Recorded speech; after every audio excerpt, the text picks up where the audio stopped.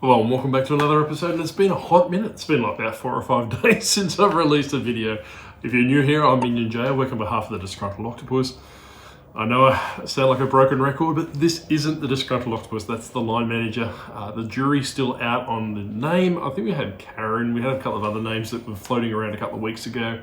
But apparently the Octopus wasn't happy with those names, so we're sticking with the line manager. The Octopus lets me know to tell you in every video that he's not white. He's orange and black, 8 foot tall, incredibly good looking apparently, and you know, too good to come in these videos anymore for some reason. He's quite impartial to Grumpy Granny for some reason. Maybe he just wants to hang out with her. If you haven't already seen, I've completely rehauled the octo lair, as the Octopus likes to call it. I've got the arcade machine running in the background. CRT TVs, which is what the arcade machine runs on, because this is actually a proper arcade machine, not like an arcade one-up one where they run off LCD TVs. When you are looking at it on the screen, you might have that black line going up all the time. Let me reassure you, when I'm looking at it, it's perfectly fine. So it's just something along those that I will do some research as to how to get CRTVs to come up properly in videos, because it will look more impressive if the Ninja Turtle hasn't got the black line going through. So the video, the game we're showcasing, one day I'll learn to speak properly, we're showcasing today is the original Teenage Mutant Ninja Turtles from Konami on the arcade machine. I want to say it came out in 1990. It's on the wrong screen for me to get checked now. Oh, no, it's almost there. But yeah, like I said, it is playing in the background, going from that way. I was playing a little bit of Wonder Boy earlier, and a bit of Bubble as well, so having the arcade machine there is infinitely easier to use, and it's actually being utilised, opposed to sitting in the corner and being wheeled out once a year to play Ghouls and Ghosts on Halloween leading up through October. So just a bit of an update video, this one. Spent the last 2 or 3 days ripping the garage apart, moving it, trying to make it more streamlined as to do what I normally do here. So basically running an eBay business.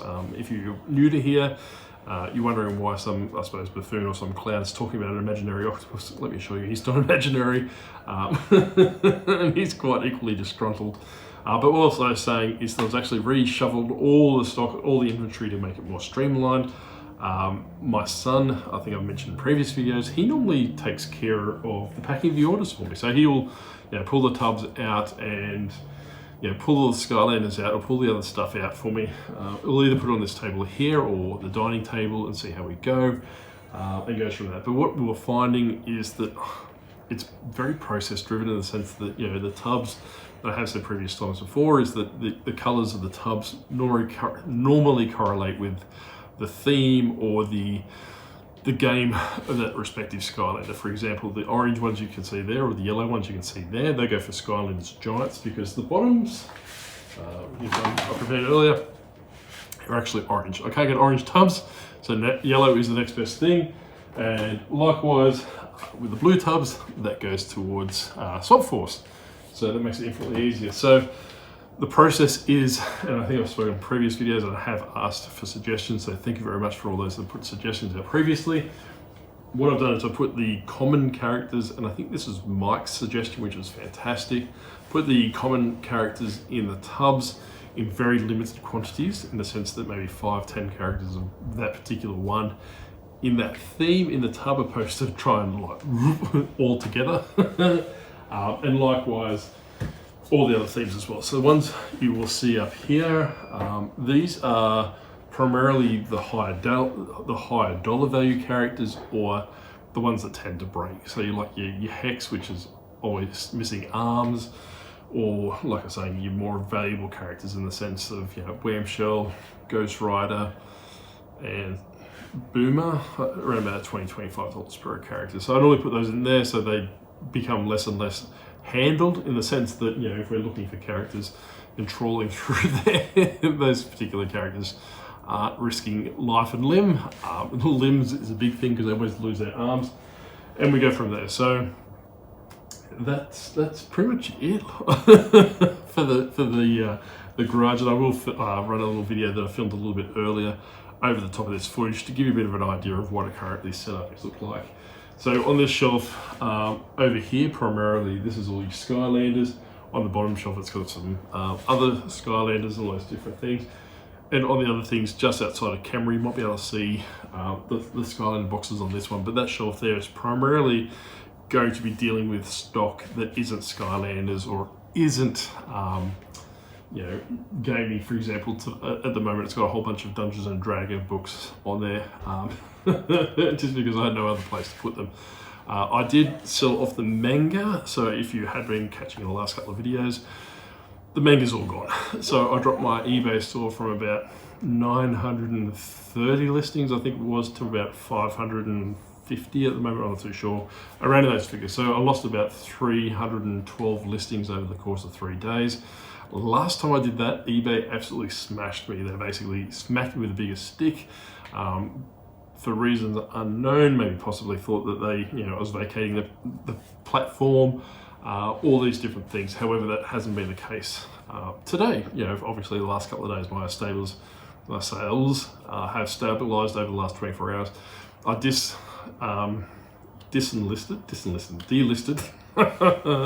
Very tired today.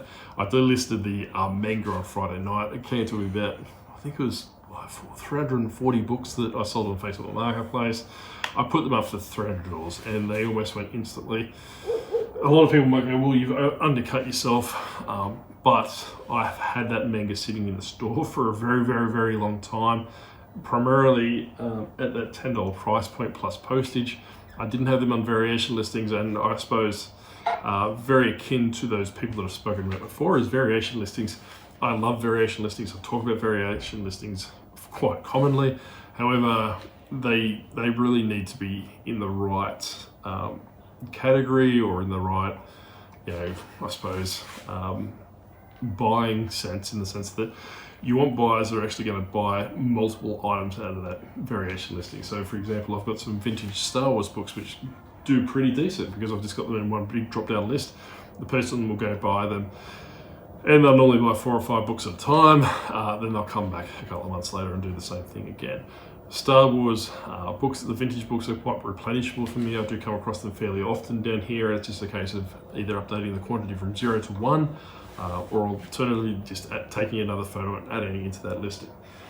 So that works out really well. Manga, yes, I could have done something very similar to the different books themes, in the sense that, you know, Bleach has got hundreds of books, you know, One Piece has got hundreds of books, Dragon Ball Z, you know, Assassination Classroom, all these different things have multiple volumes in that series. However, I've never had a complete collection, in the sense that I would always have like book 1, book 3, book 7, maybe 15 copies of book 12 or something along the lines of that. So it was really hard to do that manga. There was a point in time where manga was quite hot. To me, it's quite cooled off quite considerably. I have said in previous videos that for a very long time, I was, according to the quality assurance report, I was the top manga seller. So that has since died off. I used to sell probably about $200 or $300 a day for manga. I think in the last month I've sold 2 manga books. So that gives you a bit of an idea of how hot and how cold markets go quite quickly. So you probably want to be looking at pivoting on a regular basis, especially when you invest heavily into a certain niche.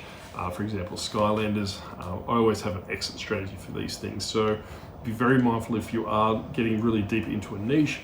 You really, really, really want to be looking at, you know, building into another niche, in the sense of, with me, I've got Skylanders, I've got board games, and I've also got Dungeons and Dragons stuff and some video games.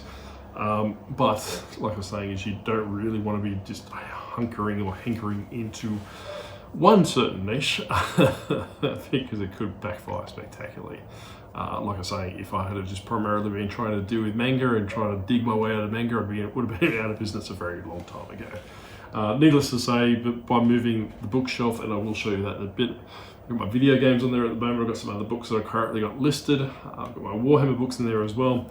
I will be bringing the Sega Master System games into that. I won't play a game today because I'm absolutely shattered. So they will be in there at some capacity as well, just to bring that out. And I will be picking up a game from the shelf to showcase in that episode. But like I'm saying, is that it's infinitely cleaner in the garage now, infinitely cleaner for a picking perspective. I want to try and streamline things in the sense that with orders, and like I have said before, people normally buy Skylanders 15, 16, 17 Skylanders at a time. I did have a certain individual that is quite well known in the Skylander community come through, and I think he bought, I want to say, over 100 Skylanders this morning. So that is going to be an absolute nightmare to pick. However, like I'm saying, is with this, the purpose of this is to try and reduce that picking time and getting those Skylanders out, getting them listed and going from there. And more aesthetically pleasing as well. Hopefully it's a better background for you. Let me know in the comment section below what you do think of the background. The videos will probably be back to normal in the next couple of days when I recover, when I start taking my medication again. And we'll actually have a topic to talk about, you know, that I have been watching a lot of videos in the UK at the moment. There are some animosity going around in the UK at the moment, so I'm quite glad to say there's nothing going around over here that I'm aware of at the moment, and it's good to say that I'm not the cause of it for once. But like I was saying, is that, you know, I just want to primarily focus this video on the background, the business, and we'll talk about eBay a little bit, we'll talk about reselling, we'll talk about all these different things.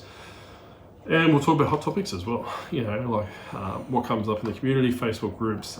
We do see quite often, you know, questions such as returns, or, you know, how do I turn off business policies, or how do I do all these different things.